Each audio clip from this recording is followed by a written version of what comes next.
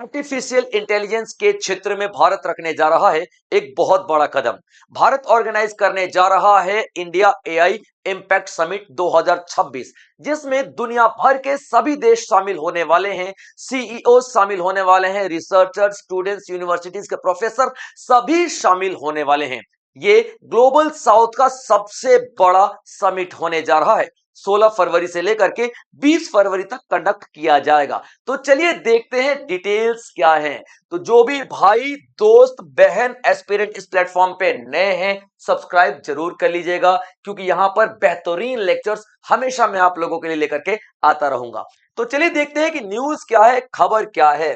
तो दोस्तों, India organise करने जा रहा है इंडिया एआई इम्पैक्ट समिट 2026 नई दिल्ली में। सबसे पहले एक शब्द का मतलब समझते हैं।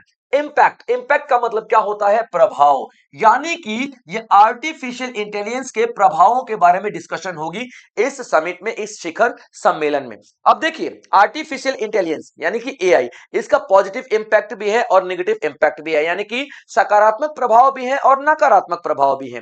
अगर तो सकारात्मक प्रभाव है तो उसको कैसे हम लोग इंप्रूव करें, अगर तो नकारात्मक प्रभाव है तो उसको कैसे हम लोग कम करें, इसी बात पे डिस्कशन किया जाएगा। और ये भारत के लिए बहुत बड़ी बात इसलिए है क्योंकि ग्लोबल साउथ का सबसे बड़ा इवेंट भारत में होने जा रहा है। शेड्यूल किया गया है 16 से लेकर के 20 फरवरी 2026 को, और इसकी announcement prime minister Narendra Modi ने फ्रांस में एक एआई एक्शन समिट हुआ था उसी में कर दी थी कि भारत ये समिट को ऑर्गेनाइज करने जा रहा है, यानी कि होस्ट करने जा रहा है। और ये ग्लोबल साउथ के तरफ एक बहुत बड़ा डिसीजन है भारत की तरफ से। चलिए बच्चों आगे बढ़ते हैं।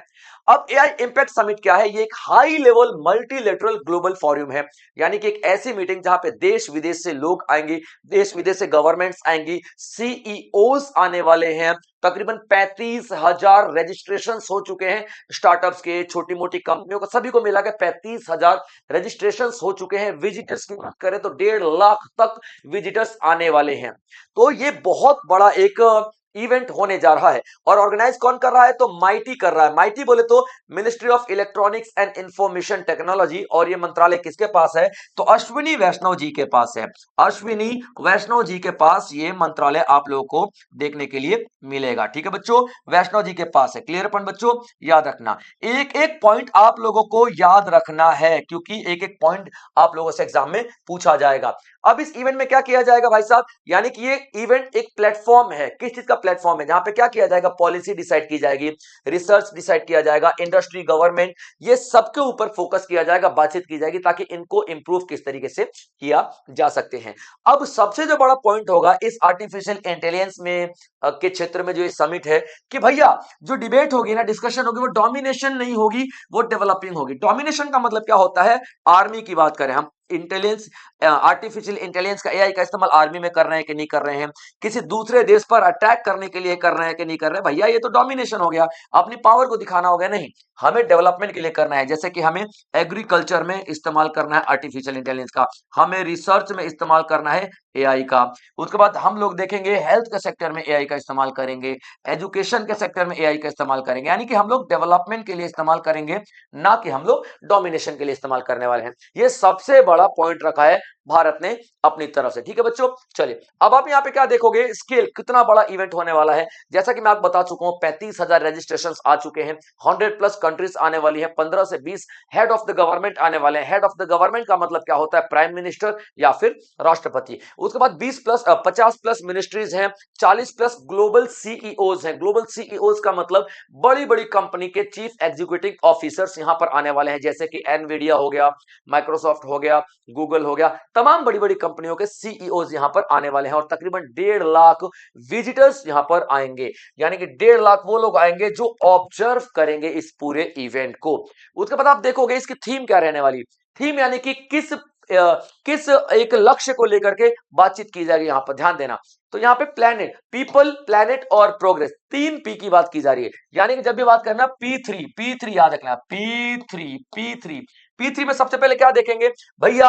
ये जो एआई का इस्तेमाल होना चाहिए लोगों के लिए होना चाहिए, पीपल यानी कि लोग। उसके बाद आप देखोगे प्लेनेट यानी कि पृथ्वी, प्लेनेट यानी कि पृथ्वी, उसके बाद प्रोग्रेस यानी कि विकास, यानी कि 3 P। ठीक है बच्चों, पीपल, प्लेनेट, प्रोग्रेस, इन तीनों के लिए बातचीत होगी और इन तीनों के क्षेत्र में विकास करने की कोशिश की जाएगी। क्लियर पॉइंट बच्चों, याद रखना।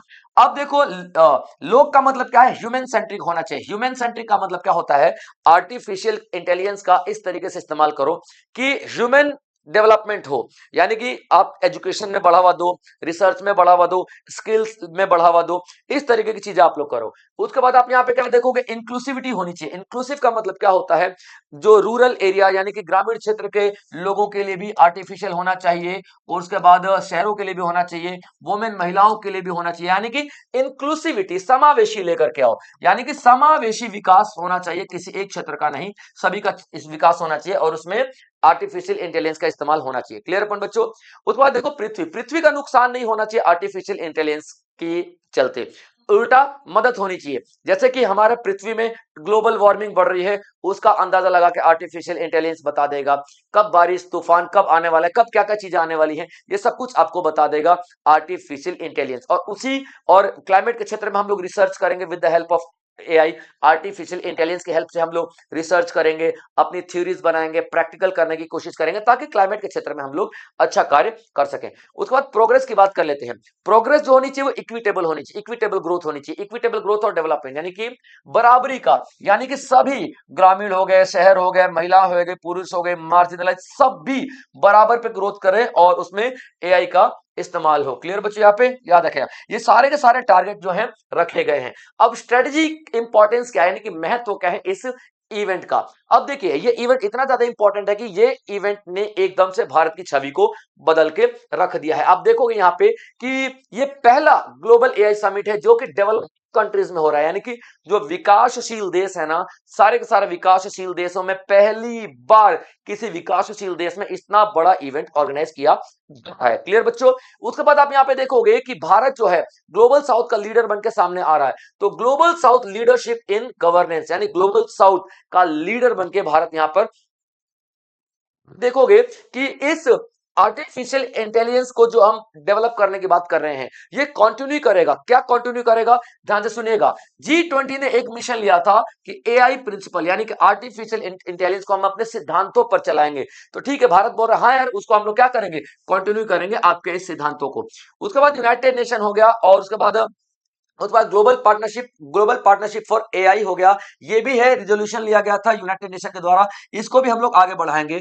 और अफ्रीकन डिक्लेरेशन, यानी कि अफ्रीकन जो कंट्रीज थी ना, उन्होंने भी कहा था कि हम लोग एआई का एथिकल इस्तेमाल करेंगे, जिम्मेदारी के साथ इस्तेमाल करेंगे। तो ठीक है ना, भारत ने बोला कि हम इन सभी चीजों को, इन सभी जो टारगेट्स हैं उन सबको क्या करने वाले हैं, आगे ले जाके हम लोग इनको कंटिन्यू करने वाले हैं, लगातार करने वाले हैं, इनमें कोई भी रुकावट नहीं आने वाली है।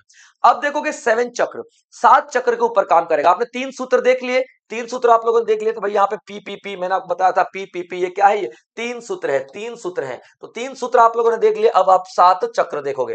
ये 7 चक्र क्या है, ह्यूमन कैपिटल यानी कि मानव पूंजी। Whenever we talk about the human capital, इसका मतलब जब भी हम लोग मानव पूंजी के बारे में बात करते हैं, इसका मतलब मानव के अंदर जो जो शिक्षा को डेवलप करना, मानव के हेल्थ को डेवलप करना, यानी कि मानव की क्वालिटी को डेवलप करेंगे। तो शिक्षा में बात करेंगे, ट्रेनिंग में बात करेंगे, रिसर्च में बात करेंगे, तो डेफिनेटली मानव का ग्रोथ हो रहा है कि नहीं हो रहा भाई यहाँ पे। तो मानवता के ग्रोथ के लिए सोशल इंक्लूजन की बात करेंगे। समाज में हम आर्टिफिशियल इंटेलिजेंस का ऐसे इस्तेमाल करेंगे कि समावेशी विकास हो, यानी कि महिलाएं, पुरुष, अमीर, गरीब, ग्रामीण, शहरी सभी इंक्लूड हो जाएं और सभी का विकास हो यहाँ पे आर्टिफिशियल इंटेलिजेंस के क्षेत्र में। सेफ हो, ट्रस्टेड हो, यानी कि भरोसेमंद आर्टिफिशियल इंटेलिजेंस हो। साइंस के क्षेत्र में हम लोग बहुत अच्छा इस्तेमाल करें, रिसर्च के क्षेत्र में बहुत अच्छा इस्तेमाल करें एआई का।